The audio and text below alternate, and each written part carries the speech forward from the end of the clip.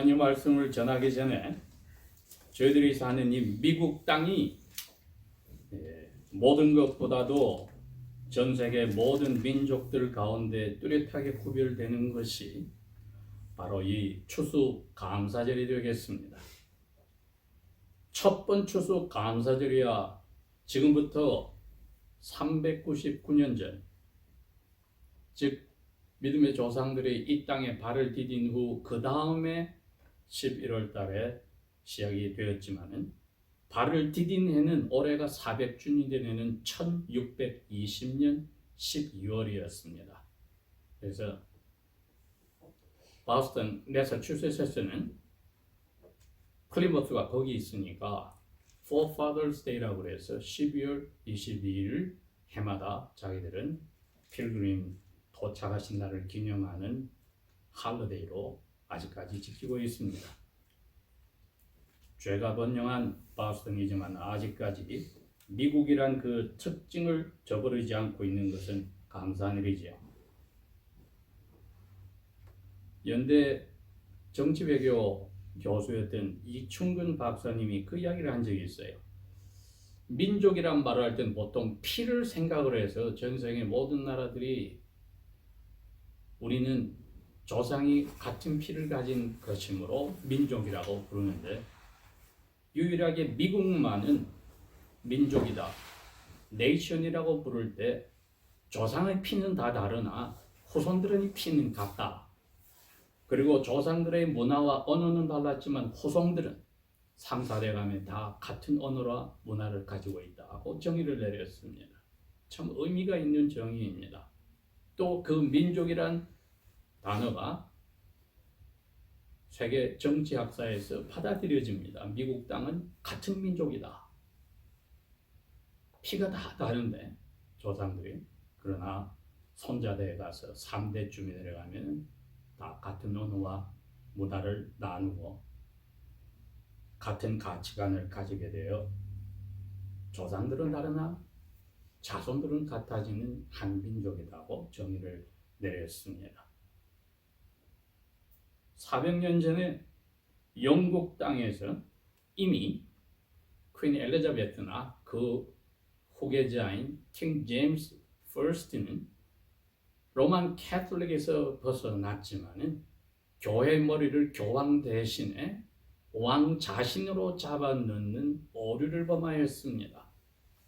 예수 그리스도가 교회 머리가 되어야 되는데 교황 대신에 왕이 들어가 버렸기 때문에 거기에 반기를 든 사람들이 나타나서 난 컨포미스트라, 왕의 칙령에 반대를 하여 영국 국교회 외에 다른 이름으로 예배하는 것을 금지하였습니다. 그런데 이분들이 시골로 가서 그런 모임들을 계속 가졌기 때문에 그분들을 잡아들이고 감옥에 넣는 일이 생겼습니다. 어떻게 마틴 루터를 통하여 로만 캐톨릭에서 벗어났지만 영국에서는 또 새로운 종교 박해가 시작이 되었을까요? 예, 하나님께서 미국 땅을 생각하셨다고 생각할 수밖에 없습니다. 그 시골에 있던 분들이 결국은 더 이상 피할 데가 없어서 지도자들이 잡혀서 들어가니까 도망간 곳이 바로 오늘날 네덜란드입니다. 네덜란드가 그 당시에는 영국과 버금갈 정도로 세계 3대 강대국이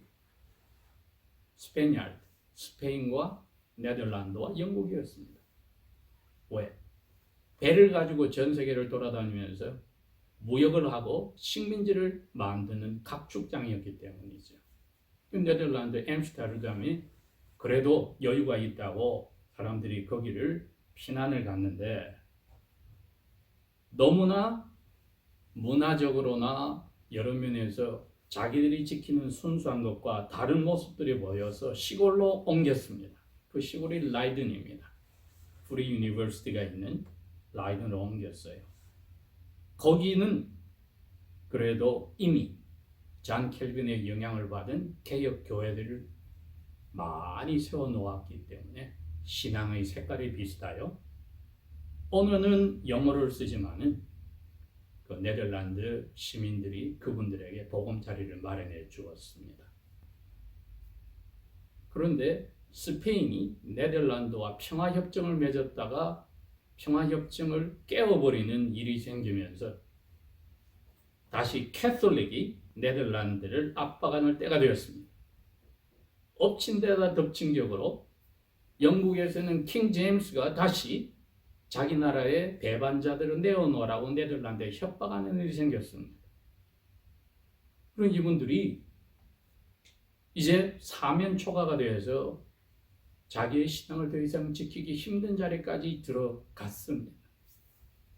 거기서 하나님께 기도하고 나이 드신 분들은 그냥 네덜란드에서 하나님의 손에 맡기고 살겠다고 절반 정도 젊은 사람들이 배 두 척을 구해서 새 나라인 남아메리카나 가야나라고 해서 에이지언 인디언들 후손들이 지금 살고 있는 그쪽으로 가든지 찾아보겠다고 배를 구했는데 영국으로 와서 자기들을 도와주는 사람들을 찾아야 되었습니다. 왜?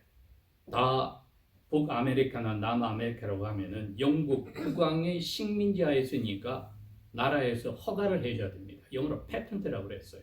허가를 받아서 조세도 바친다는 조건 하에 다른 데 개척을 하러 갈 수 있었던 데입니다. 그 개인 회사들이 투자자가 되어서 모험을 하는 사람들에게 계약서를 쓰고 떠나서 그 땅을 점령하고 수익을 얻으면 투자자에게 돌려주고 세금을 바치게 하였죠. 네덜란드에서 대표들이 다시 자기 고향 영국으로 돌아와서 그런 투자자들을 만나서 계약을 맺었습니다.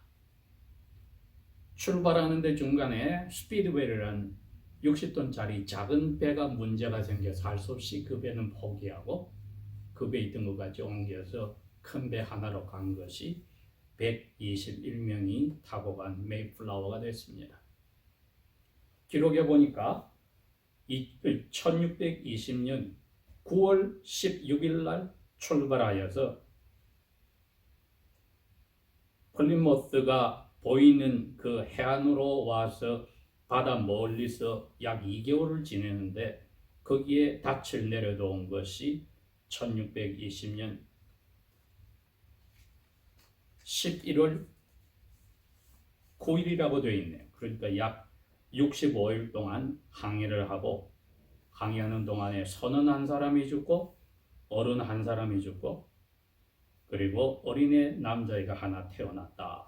그래서 121명이 그대로 65일 여행 후에 새로운 대륙을 바라보는 바닷가에 배에 정착하였다. 그 자리에서 65일 동안에 너무나 많은 고통을 받았던 분들이 그들을 이끌었던 목사님 윌리엄 브루스터의 인도하심을 받아 다 같이 시편 100편을 읽고 감사의 기도를 하였다는 기록이 있었습니다. 그래서 우리가 아까 시편 100편을 읽었던 것입니다. 그분들에게는 고향 영국이 마치 이집트의 노예 사례와 같은 곳이었다는 것을 고백한 시이기도 합니다.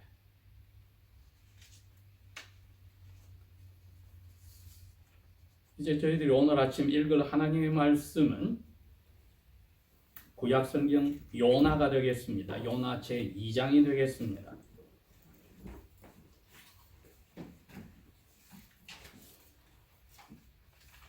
개역성경은 1288페이지가 되고 제가 읽을 새 번역은 1078페이지가 됩니다.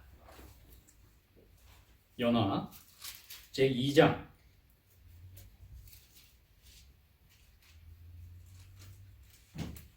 여기도 많은 명사들이 바뀌니까 조심해서 읽어보도록 합시다. 그때에 요나가 그 물속의 뱃속에서 야훼 곧 자기 하나님께 기도하여 말씀드리기를 내가 나의 고난으로 인하여 야훼께 부르짖었더니 그분께서 나를 들으셨나이다. 내가 지옥의 뱃속에서부터 부르짖었더니 당신께서 나를 들으셨나이다. 당신께서 나를 바다 가운데 있는 깊은 속으로 던지셨나니 큰 물들이 나를 둘러쌌고 당신의 모든 큰 물결과 파도가 내 위에 넘쳤나이다. 그때 내가 말하기를 내가 당신의 목전에서 내어 쫓겼으나 내가 다시 당신의 거룩한 성전을 바라보리이다 하였나이다. 그 물들이 나를 에워싸되 영혼까지 에워쌌으며 깊음이 나를 에워쌌고 바다 풀들이 내 머리를 감쌌나이다. 내가 산들의 밑바닥까지 내려갔더니 땅이 자기 빗장들과 함께 영원히 내 곁에 있었나이다.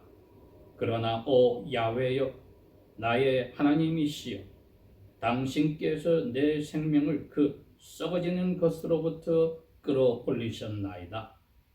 내 영혼이 내 속에서 기진하였을 때 내가 당신을 기억하였더니 내 기도가 당신께로 이르렀고 당신의 거룩한 성전에 이르렀나이다. 거짓 되고 헛된 것들을 따르는 자들은 그들 자신들의 은혜를 버렸사오나 나는 감사의 목소리로 당신께 희생물을 드리겠으며 내가 서원하였던 것을 갚겠나이다. 구원은 야훼께로부터 오나이다 하니라. 이에 야훼께서 그 물고기에게 말씀하시니 그 물고기가 요나를 육지 위에 토해내었더라. 1장 마지막 절 17절을 읽어봅니다. 이제 야훼께서 이미 큰 물고기를 예비하셔서 요나를 삼키게 하셨으므로 요나가 3일 낮과 3일 밤을 그 물고기의 뱃속에서 있었더라.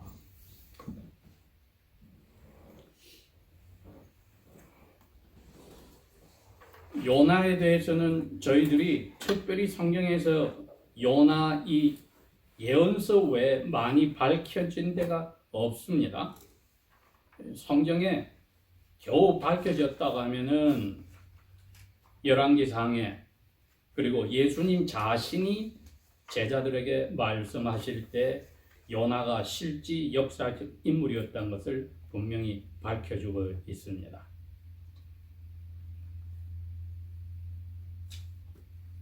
주전 약 720년에서 30년쯤 전에 북쪽 이스라엘 왕국 이스라엘의 여로보암 2세가 있었습니다.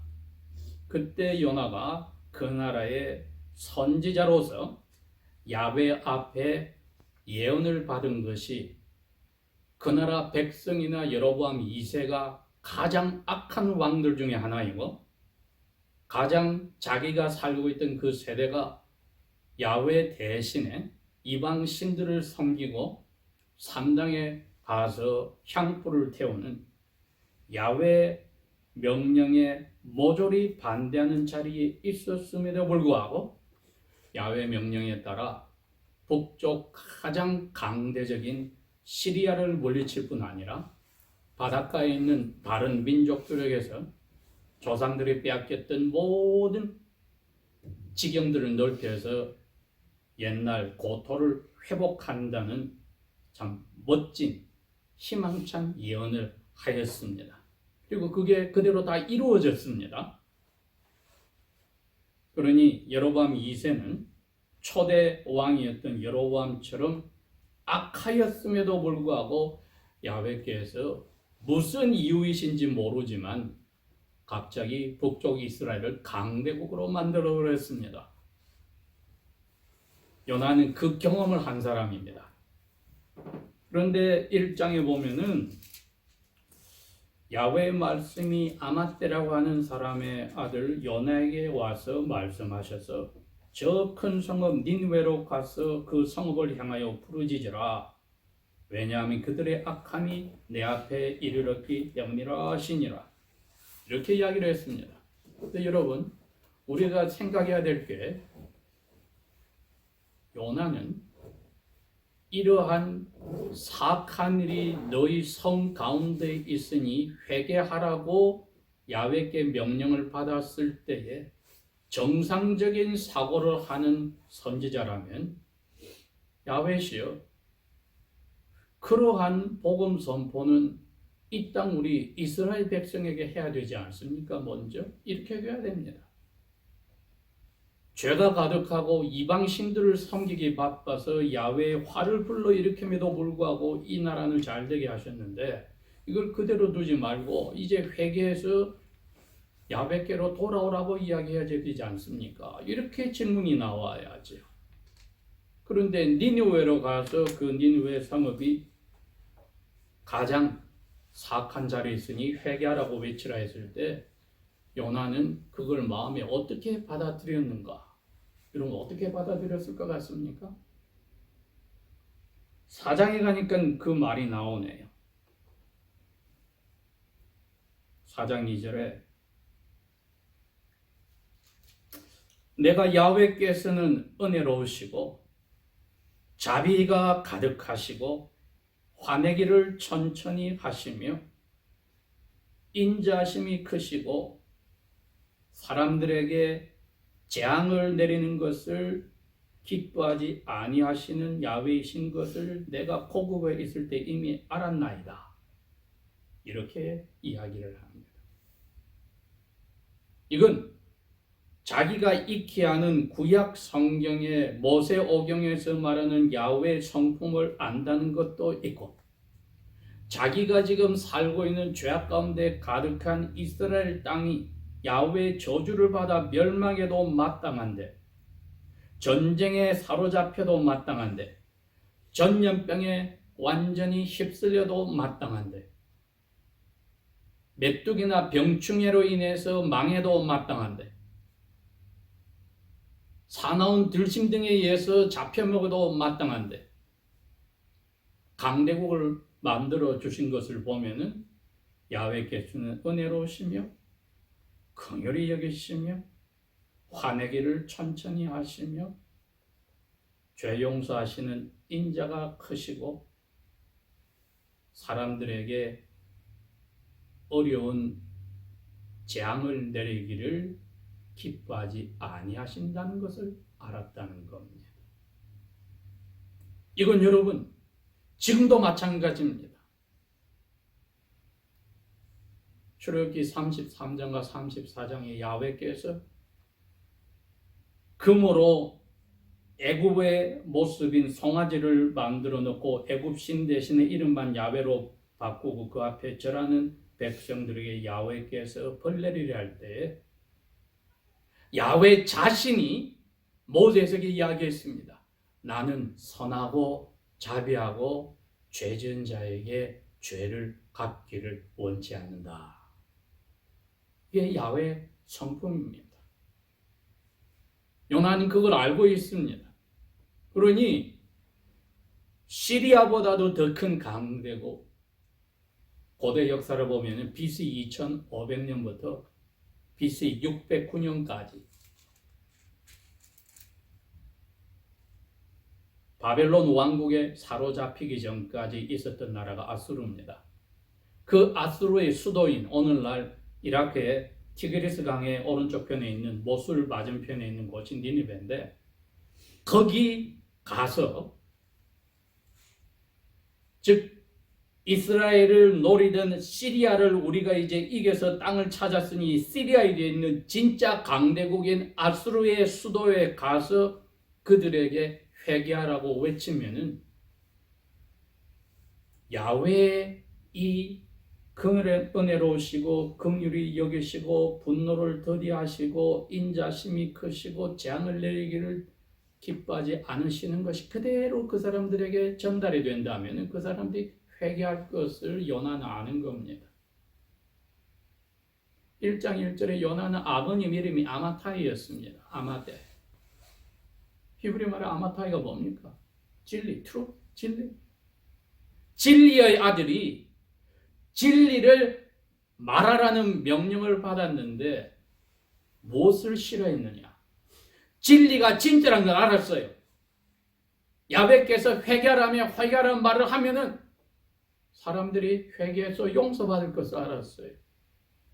그런데 진리를 말하는 요나는 원수가 용서받는 것을 참을 수가 없었던 겁니다.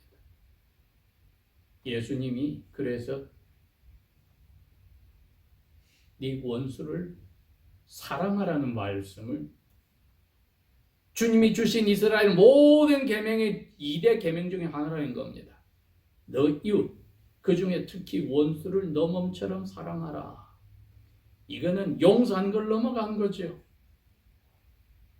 너가 나한테 거지 돼서 잘못했다 말할 때까지 나는 너 안 보고 말도 걸지 않을 거야. 이거는 있을 수 없다는 거죠. 이미 구약 시대에 요나는 그 못된 심보를 그대로 드러낸 겁니다. 우리 주님께 추수감사절에 이 감사를 하는 이유가 바로 이겁니다. 우리가 받은 은혜가 넘치고 자비가 넘치고 주님이 우리를 날마다 채찍질을 해도 모자랄 판인데 우리에게 진리를 주시며 회개하라고 하시고 우리가 할 때마다 다 용서를 해주셨어요. 근데 요나는 진리를 외치기도 거부하고 진리를 외치면 효과가 분명히 회개해서 하나님이 용서해 준다는 이가 싫은 겁니다. 왜? 내 꼴 보기 싫은 내 원수들이니까. 교우들 사이에서 이 일이 벌어지지 않는다고 누가 말할 수 있습니까? 심지어 가족 사이에서 이 일이 벌어지지 않는다고 누가 말할 수 있습니까? 하나님의 은혜를 맛보고도 우리가 참된 회개가 없다면 우리의 감사는 사람을 속일 수 있을지 몰라도 우리의 마음을 보시는 하나님을 속일 수가 없습니다.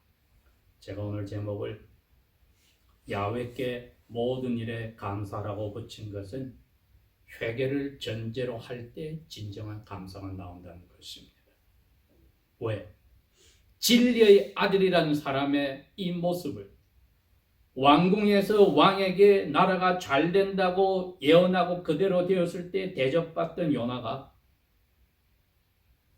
진리를 선포하는 결과를 알면서도 다른 사람들이 회개하고 죄 용서받는 것을 보기 싫어서 입을 다물고 도망가기로 하였던 것을 봅니다. 가장 진리의 주님의 명령에 불순종하는 모습을 봅니다. 여기서부터 이제 감사가 시작이 되는 겁니다. 요나는 이 예언서 전체가 우리에게 최소한 3가지 큰 주님의 하시는 일을 보여주니, 첫째는 이 세상에 하나님의 자녀들이나 이방인이나 우주 안에서 일어난 모든 일은 하나님의 섭리를 벗어나지 않는다는 것이요. 하나님이 만드신 모든 만물들, 피조물들은, 크리처들은 창조주신 하나님의 사랑을, 은혜를 입고 산다는 것이요. 세 번째는 하나님의 특별히 사랑을 받는 자녀들은, 언약 백성들은 죄 용서까지 받는다는 3개의 큰 명제가 요나 전체에 흘러 있습니다. 요나가 도망을 갔습니다. 왜? 자기가 진리를 선포하면 원수들이 하나님께 용서받는 것을 꼴보기 싫어서. 한 달에 걸려서 동북쪽으로 가야 니느웨를 만나는데 이 사람은 배를 타고 한 달을 가서 서북쪽으로 가서 달시스, 오늘날의 스페인으로 도망가기로 작정하고 족바에 내려가서 배를 타서 자기는 배 밑바닥에 내려가서 잠을 잤다. 양심이 괴로우니까. 오늘날도 하나님의 자녀들이 배 밑바닥에서 잠을 자는 신앙생활을 할 수가 있습니다. 은혜를 맛보고도 은혜를 은혜로 깨닫지 못하면 양심을 죽이기 위해서 안 보면 그만, 생각 안 하면 그만하는 얍삽한 잠자는 꾀를 쓸 수가 있습니다. 그렇다고 해서 그 암덩어리를 빼기 전에는 영적 건강이 회복이 되지 않는 것 또한 알고 있으니 이 얼마나 답답한 마음입니까? 요나가 지금 그 마음입니다. 그런데 하나님이 요나를 사랑하시니 이름대로 진리의 아들대로 진리를 선포를 해야 되니까 바다에 광풍을 보내셨다고 일장은 나와 있습니다. 배 위에 있던 사람들은 이것이 어찌된 일인지 난리가 났는데 짐도 버리고 자기들이 부르는 신의 이름을 찾아봐도 방법이 없는데 선장이 배 밑에 가보니 잠자는 사람이어서 깨웠다. 너는 이 지금 정신이 없는 때에 뭐하고 있느냐? 도대체 너가 누구냐?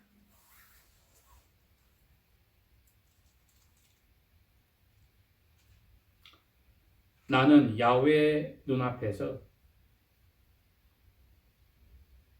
바다와 육지를 만드신 이 바다를 뒤흔들고 있는 이 참된 신이신 분을 두려워하는 사람인데 야훼의 명령을 불순종하여 야훼 눈앞에서 도망을 갔다. 이건 너희들의 신이 아니고 나의 신이 나를 벌내리려고 한 것이니 나를 물속에 던져서 죽여버리면 바다가 조용해질 것이다. 사람들이 그 말을 듣고 차마 그럴 수가 없으니까 배짐을 탁 던져서 배를 가볍게 해서 피해보려 해도 방법이 없어서 야훼께 용서를 바라는 제사를 지내면서 요나를 바다에 던졌다. 그렇게 되어 있네요.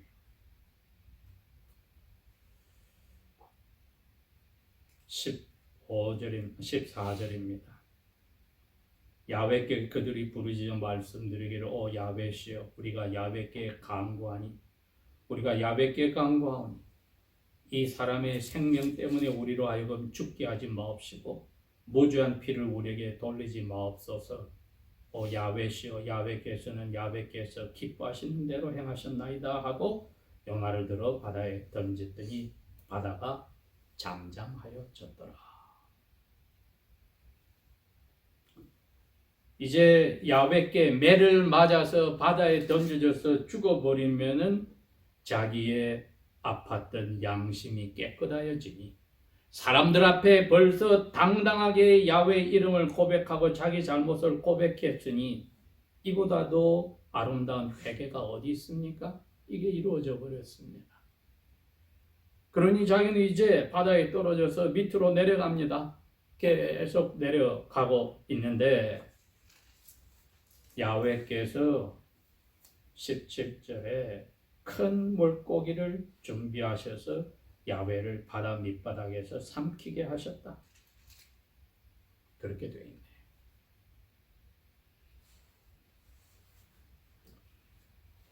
바리새인과 서기관들이 예수님에게 와서 그럽니다. 너 자꾸 하늘에서 왔다고 그러는데 너가 하늘에서 왔다는 사인만 보여주면 우리가 믿겠어. 예수님이 그럽니다. 이 사악한 세대여 너희들에게 내가 하늘에서 왔다는 사인을 보여주는 것은 너희들이 믿는 요나 외에는 내가 보여줄 게 없어. 요나가 큰 물고기 뱃속에 사흘 밤과 사흘 낮을 있다가 나왔듯이 인자도 그렇게 되리라. 그 외에 내가 보여줄 게 없어. 심판날에 요나가 진리를 선포했을 때 회개하였던 니느웨 백성들이 그 회개의 덕분으로 120년을 이분들이 멸망하지 않고 살았습니다. 너희 나의 세대 이스라엘 백성들을 향하여 저주할 것이라고 심판할 것이라고 이야기를 해 주셨습니다. 그러니 요나 자신은 예수님께서 앞으로 당하실 것에 대한 요나의 교만과 요나의 은혜를 은혜로 갚지 않고 원수를 미워하고 용서할 수 없고 원수가 하나님 앞에 구원받는 것을 용서받는 것을 감당할 수 없는 그 가장 타락한 심포까지도 예수님 위해서 십자가에 돌아가신다는 것을 밝혀주신 겁니다.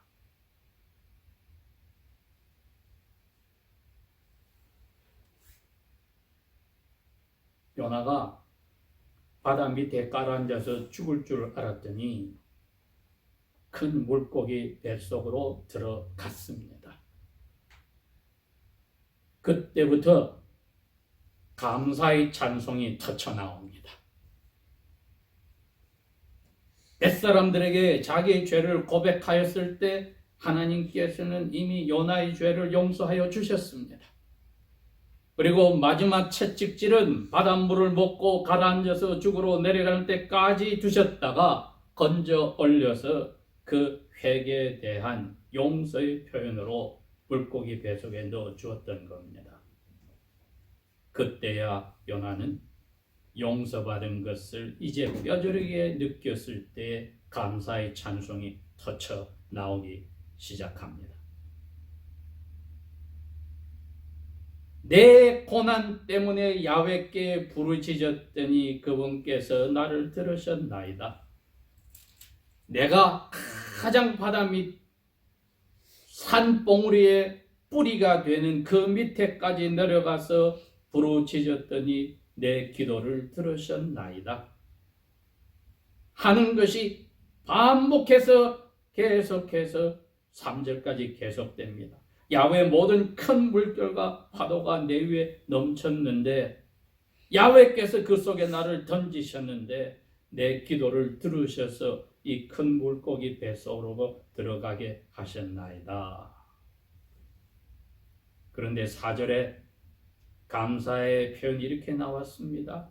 내가 그 죽을 자리에서 말하기를 내가 당신의 눈앞에서 내어 쫓겼으나 나의 가장 타락한 죄 때문에 내어 쫓겼으나 내가 다시 당신의 거룩한 성전을 바라보리이다 하였나이다. 욥이 자기도 모르는 이유로 야훼 앞에 재산 다 사라지고 자기 몸은 망가지고 세 딸과 7 아들까지 사라지고 아내에게서는 이혼당했을 때 이렇게 고백했습니다. 내가 이렇게 돼서 그냥 내 몸이 썩어서 다 죽어도 내 몸 밖에서 내 눈이 다시 부활하여 회복될 때에 나의 주님을 바라볼 것이라고 이야기를 하였는데 요나가 지금 그 마음입니다. 나 이제 죽어도 괜찮아. 이 채찍 맞는 것은 야훼께서 나에게 사랑하셔서 내리는 것이니 내 받겠어. 다니엘의 세 친구들이 불 속에 들어질 때 그렇게 했습니다. 왕이시여, 야훼께서 우리를 불에서 건져주셔도 그만, 안 건져주셔도 그만, 우린 그대로 받아들입니다.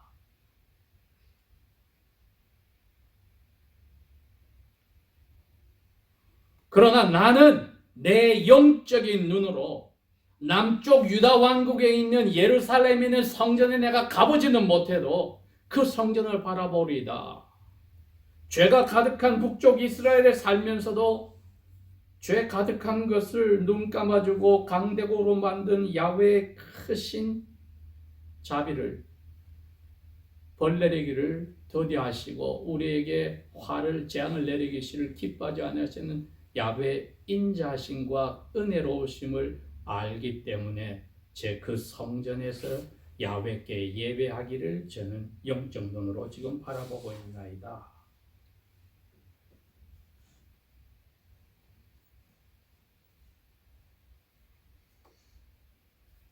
6절에 오 야훼시여 나의 하나님이시여 당신께서 내 생명을 그 썩어지는 못으로 끌어올리셨나이다.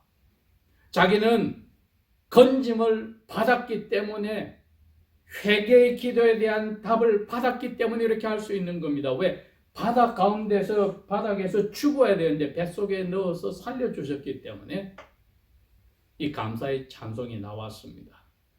그런다고 해서 자기가 예루살렘 남쪽 땅에 가서 그 성전에 예배할 수 있다는 것은 불가능한 이야기지만 자기의 고백은 그렇습니다.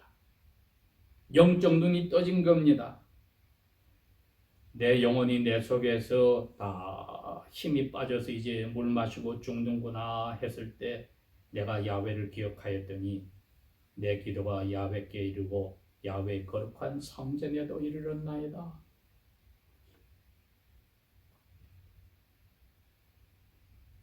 구절에 결정적으로 이야기를 합니다.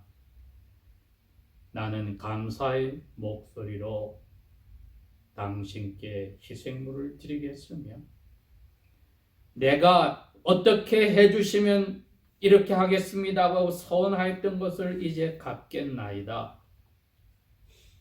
물속이 뱃속에서 무슨 방법이 있습니까? 그 영적 고백일 뿐입니다. 자기가 물고기 뱃속에서 빠져나간다는 생각은 없습니다. 단지 던져넣은 사람들도 자기도 야훼께 정당한 징계를 자기가 받는 것이 바다에 빠져 죽는 것인데 그것을 야훼께서 물고기 뱃속에 넣어서 해결했으니 더 이상 바랄 게 없는 겁니다. 이분은. 우리야 이분이 물고기 뱃속에서 다시 나오는 줄 알지만은 이분은 지금 그건 없습니다. 그저 고백이 이렇습니다. 다 야훼 앞에 제 모든 것을 바칩니다.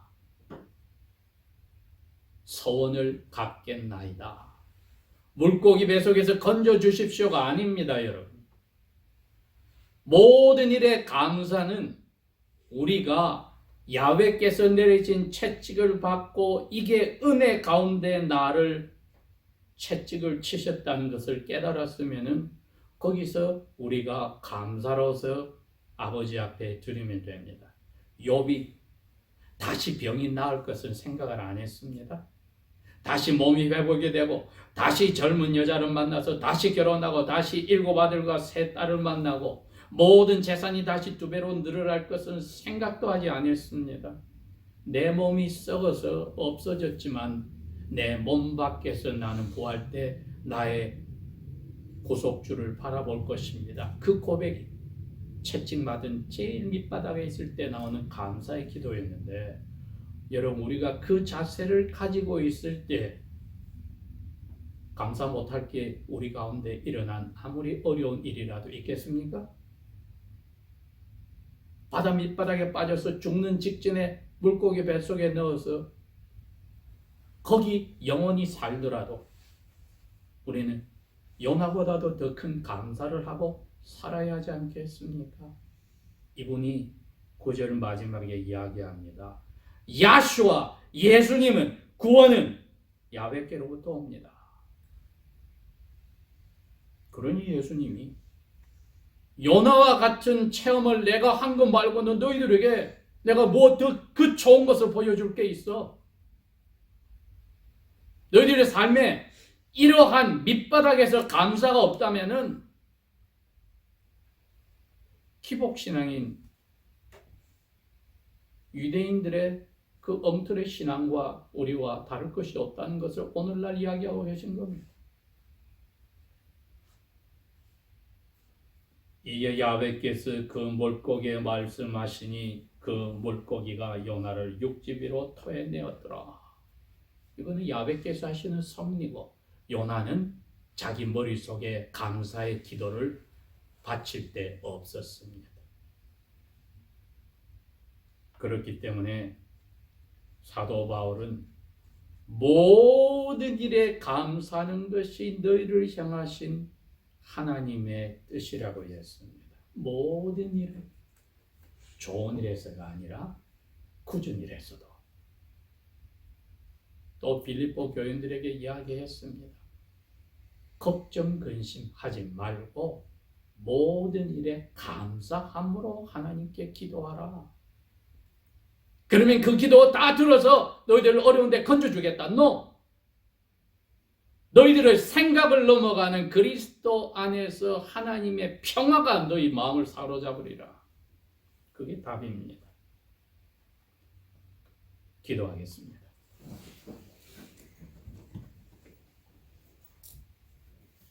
아버지 하나님, 왜 저희들을 사랑하시고 불쌍히 여기셔서 이 순간에도 대한민국의 이북에서, 중공 땅에서, 아프리카에서, 아랍 진영에서 하나님의 자녀들이 주 예수와 복음 때문에 고통을 받는 가운데 저희들은 하나님의 은혜를 삶에서 실천하지 못할 때에도 이처럼 평화롭게 살게 하시는지요.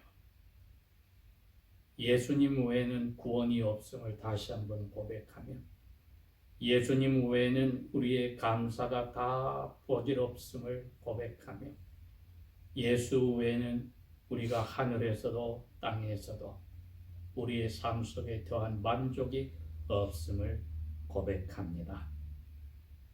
우리에게 이 자유와 건강과 평화를 주셨으니 이제부터라도 우리의 감사가 요나보다 더한 감사가 되게 하시고 예수님의 죽으심이 우리의 삶에서 영원한 생명을 전하는 향기가 되게 하여 주십시오. 예수님 이름으로 감사 기도합니다. 아멘.